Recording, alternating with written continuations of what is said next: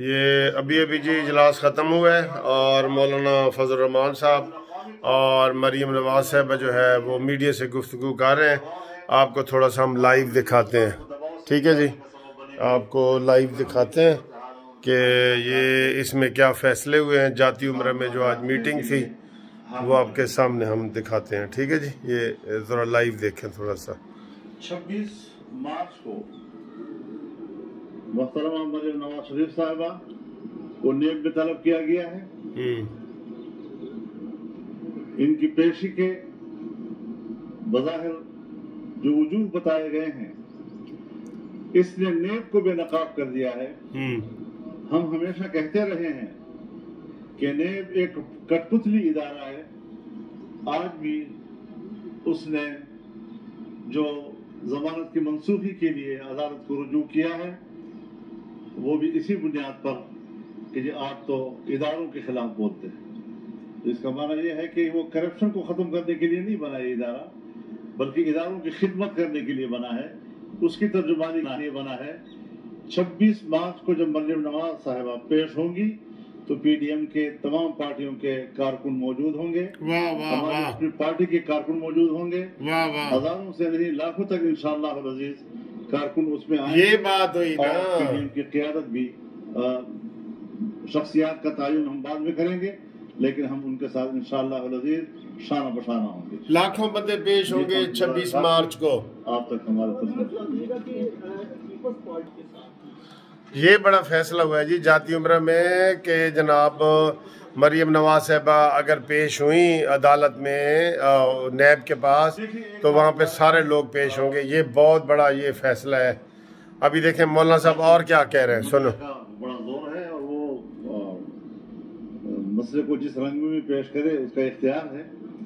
لیکن P D M الحمدللہ متحد بھی ہے اور ہم باہمی رابطوں کے ذریعے سے کچھ معاملات ہیں جو انشاءاللہ وہ ہمارے کنٹرول میں ہیں اور ان کو مکمل کنٹرول کر لیا جائے گا. ہم نے مل کر سفر کرنا ہے اور یہ بات اپنی جگہ پر ہے کہ اب پی ڈی ایم کی 9 جماعتیں جو ایک سوچ رکھتی ہیں ہم یہی پیپلز پارٹی سے کہیں گے کہ وہ 9 جماعتوں کی رائے کا احترام کریں.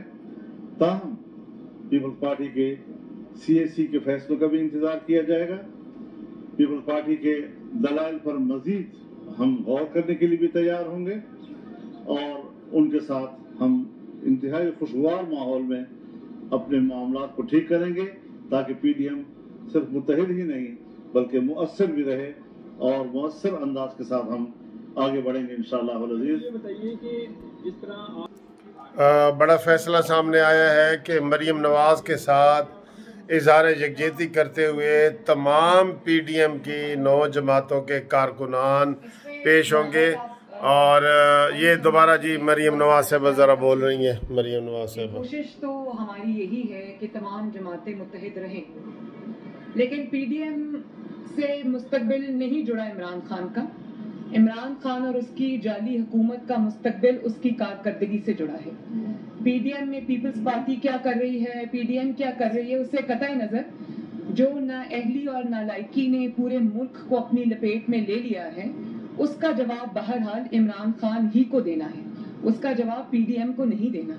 اور رہا سوال پی ڈی ایم کے متحد ہو کے جواب مانگنے کا تو پی ڈی ایم اتنی متحد ہے کہ اس جواب کو پورے زور شور سے مانگے گی، عوام کی نمائندگی کرے گی اور کسی موقع پر بھی حکومت کو کوئی لیوریج نہیں دے گی، حکومت کو کوئی پتلی گلی سے نکلنے کی اجازت نہیں دے گی اور بھرپور نمائندگی کرے گی. جب کوئی فیصلہ ہو جائے گا تو آپ کے سامنے آ جائے گا.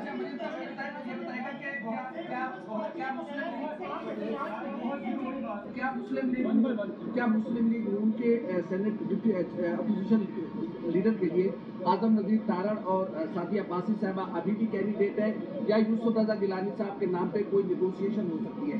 دوسرا انہیں ایک سیکنڈ پہلے ایک سوال کا جواب دینے دیں.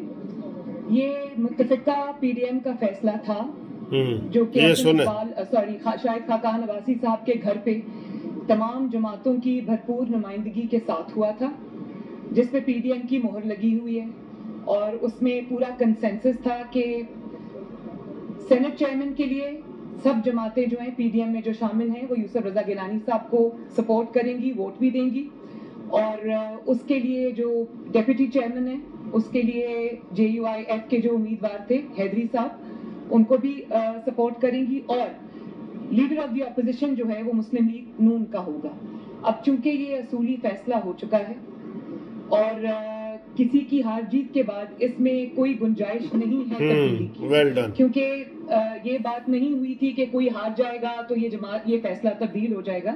ये एक असूली फैसला हो चुका है और मैं उम्मीद करती हूँ कि असूल के तहत इसी फैसले पर सब जमातें जो हैं वो खड़ी रहेंगी। मेरा ज़ाती ख्याल है, मौलाना साहब से ये बात अभी हुई है, मौलाना साहब भी असूली बात को सपोर्ट करते हैं, बाकी जमातें भी। और अगर कोई इसमें समझता है कि उनके लिए गुंजाइश निकल सकती है तो मेरा ख्याल है कि उनको भी मनाया जा सकता है कि असूली फैसला हो चुका है, इसको दोबारा खोलने की अब जरूरत नहीं है। पीपल्स पार्टी के बगैर एहतजाज करने में, गाँव मार्च करने में क्या रुकावट है? आपकी बड़ी जमात है, PM बड़ी जमात है। लो जी, पीपल्स पार्टी के बगैर लॉन्ग मार्च का सवाल है जी, सुनो। पीपल्स पार्टी तो बड़ी जमात है, अगर एक छोटी सी जमात भी वो अपना एक कंसर्न रखती है तो हम उसको भी बड़े मुस्बत अंदाज के साथ और बराबरी की बुनियाद पर उसको हम डिस्कस कर सकते हैं और उसको एड्रेस कर सकते हैं, कोई ऐसा मसला नहीं है। तो जाहिर है कि पीपल्स पार्टी तो हमारे PDM की एक बड़ी जमात के तौर पर हमारी कंपोनेंट है, तो हम बड़े खुशूसलूबी के साथ उनकी कोई शिकायत हो या उनकी कोई राय हो तो उस पर उनके साथ बातचीत करते रहेंगे इंशाल्लाह। अच्छा मजीद साहब, ये फरमाइएगा कि पीपल्स पार्टी जो है क्या उसको भी फिर हमने अपने सरबराही इजलास ही में नई तारीख दे दी। अच्छा मरियम साहब, ये फरमाइएगा कि पीपल्स पार्टी एक तो इस्तीफों के मामले पे जो है उसने अपने तहफ़्फ़ुज़ात का इज़हार कर दिया। जैसे आपने फरमाया कि अपोजिशन लीडर का ये फैसला हो चुका है कि PMLN से होगा, तो उस पर भी पीपल्स पार्टी अपना कैंडिडेट जो है वो लेके आना चाह रही है। तो क्या पीपल्स पार्टी जो है वो PDM के साथ रहेगी या उसके बगैर अब अगला सफर होगा PDM का? इसका जवाब दे दिया मरियम नवाज साहबा ने कि असूली फैसला हो गया है। असल में सर जी थोड़ा सा मैं आपको ये वजाहत कर दूँ, हो रही है, अभी भी हो रही है। इसमें ये तय हो चुका था मीटिंग में कि जो कराची की सीट है मिफ्ता इस्माइल वाली वो नून लीग लड़ेगी, क्योंकि वहाँ शहबाज शरीफ साहब चंद 100 वोटों से हारे थे इमरान खान के मुकाबले में, याद है ना आपको। तो इसलिए वो सीट नून लीग की है, नून लीग को वहाँ लड़ेगी, एक बात। दूसरी बात है, जो ये तय हुआ था शायद खाकान अब्बासी के घर पे कि सेनेट में जो अपोजिशन लीडर होगा वो नून लीग का होगा। अब नून लीग की तरफ से 2 नाम हैं, आज़म नज़ीर तारड़ एडवोकेट साहब और सादिया अब्बासी, ठीक है।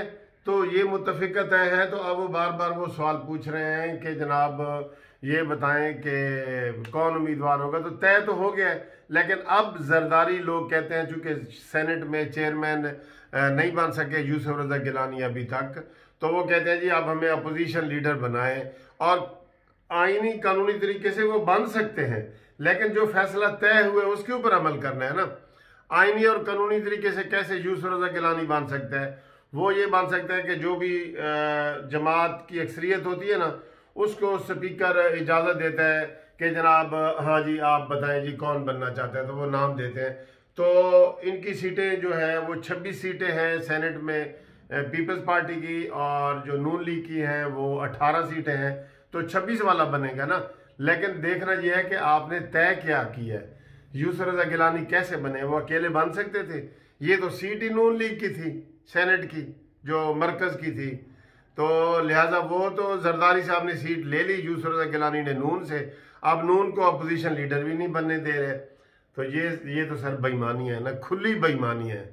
बहरहाल एक बड़ा अच्छा फैसला है जो ब्रेकिंग न्यूज़ आपको दे रहे हैं कि मरियम नवाज साहबा ने जो पेश होना है 26 मार्च को वहाँ पे नैब के सामने 2 केसों में, उसमें मौलाना फजल रहमान साहब ने कहा है कि वो PDM की तरफ से पेश होंगी और वहाँ पे सारे लोग इकट्ठे पेश होंगे, और वो हज़ारों में भी हो सकते हैं और लाखों में भी हो सकते हैं। ये एक अच्छा फैसला है, ठीक है जी। बाकी आपने सारी प्रेस कॉन्फ्रेंस सुन ली है, इंशाल्लाह अगली वीडियो तक मैं आपको मज़ीद अपडेट करते हैं। और यही जो है ना, उन्होंने मौलाना फजल रहमान ने अभी भी यही कहा है कि हम पीपल्स पार्टी को साथ लेके चलना चाहते हैं। ہر صورت.